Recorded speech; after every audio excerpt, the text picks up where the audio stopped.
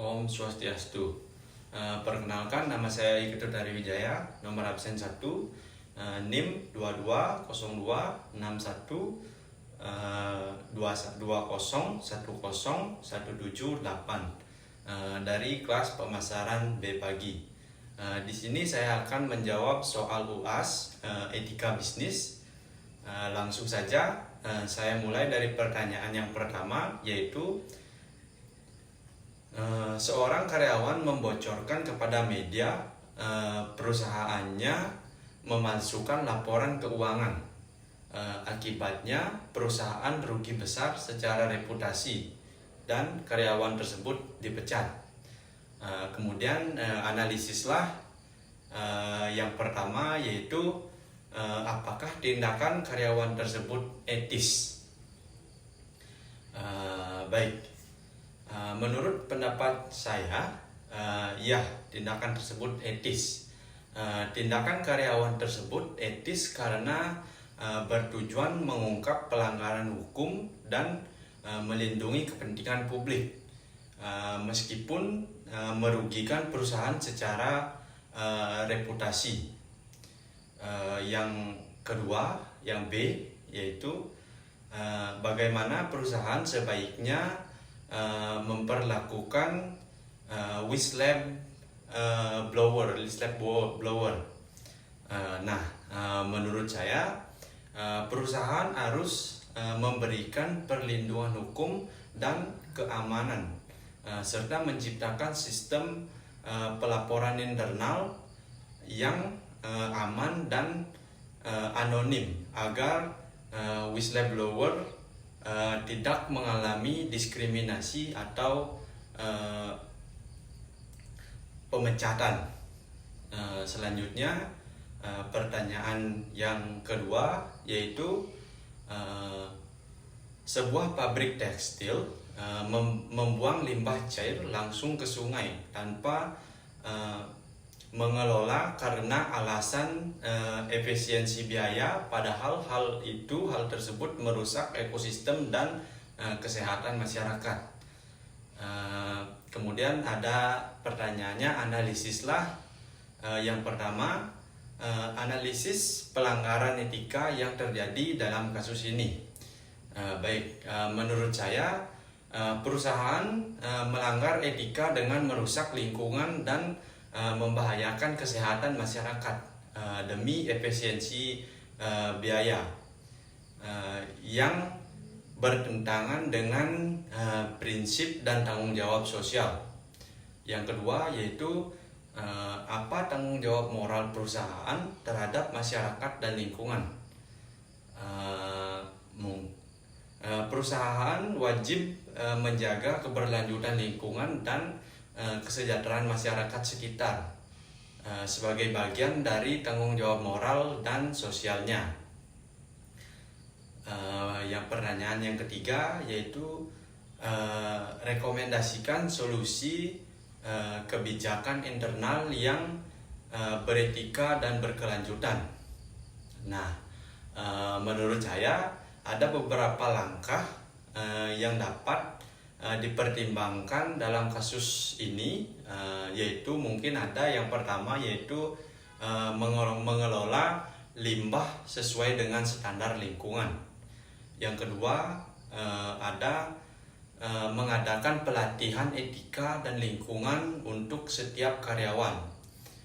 Yang ketiga, yaitu melakukan audit lingkungan secara berkala. Dan yang terakhir mungkin ada menginvestasikan teknologi pengelolaan limbah. Dengan teknologi yang baik, mungkin akan lebih sigap memahami tentang kasus tersebut. Selanjutnya, pertanyaan yang ketiga, yaitu sebuah perusahaan skincare mempromosikan produknya dengan iklan membuat kulit 10 tahun lebih muda hanya dalam 7 hari tanpa uji klinis yang valid. Analisislah pertanyaannya, yaitu yang pertama, apakah praktik tersebut etis? Jadi menurut saya tidak etis. Kenapa? Karena menyampaikan klaim yang menyesatkan tanpa bukti ilmiah yang dapat merugikan konsumen. Pertanyaan yang kedua yaitu bagaimana hubungan antara etika dan tanggung jawab sosial perusahaan dalam hal ini. Menurut saya etika dan tanggung jawab sosial menurut perusahaan memberikan informasi yang jujur dan akurat untuk menjaga kepercayaan serta melindungi konsumen. Pertanyaan yang terakhir yaitu apa dampak jangka panjang terhadap kepercayaan konsumen? Menurut saya konsumen akan kehilangan kepercayaan, reputasi perusahaan akan cenderung turun atau rusak, dan bisa menghadapi tuntutan hukum atas iklan yang menyesatkan. Pertanyaan yang terakhir, pertanyaan nomor 4, yaitu seorang manajer mengadakan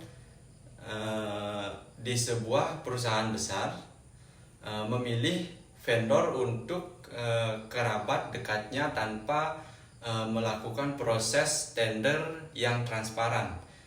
Ia berdalih bahwa vendor tersebut menawarkan harga terbaik. Kemudian analisislah pertanyaannya. Yang pertama, analisislah apakah tindakan tersebut etis. Menurut pendapat saya, tindakan tersebut tidak etis. Kenapa? Karena menimbulkan konflik kepentingan dan mengabaikan prinsip transparansi serta keadilan dalam proses pengadaan. Pertanyaan yang kedua yaitu apa risiko etis dan hukum yang mungkin terjadi. Yang pertama mungkin risiko etis yaitu hilangnya integritas dan kepercayaan stakeholder. Yang kedua mungkin risiko hukum. Risiko hukumnya adalah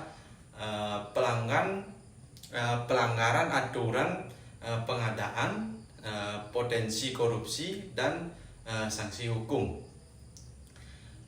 Kemudian pertanyaan yang ketiga yaitu bagaimana seharusnya perusahaan menyusun kebijakan untuk mencegah konflik kepentingan semacam ini. Menurut pendapat saya ada beberapa kebijakan yang bisa diambil, diantaranya yang pertama yaitu membuat kode etik yang melarang nepotisme. Yang kedua yaitu mewajibkan deklarasi konflik kepentingan. Yang ketiga yaitu menetapkan proses tender yang terbuka dan objektif. Dan yang terakhir yaitu membentuk tim audit internal dan independen. Sekian jawaban yang bisa saya sampaikan. Apabila ada kesalahan kata yang saya perbuat, saya mohon maaf. Saya akhiri dengan Paramo Santi. Om Santi, Santi, Santi.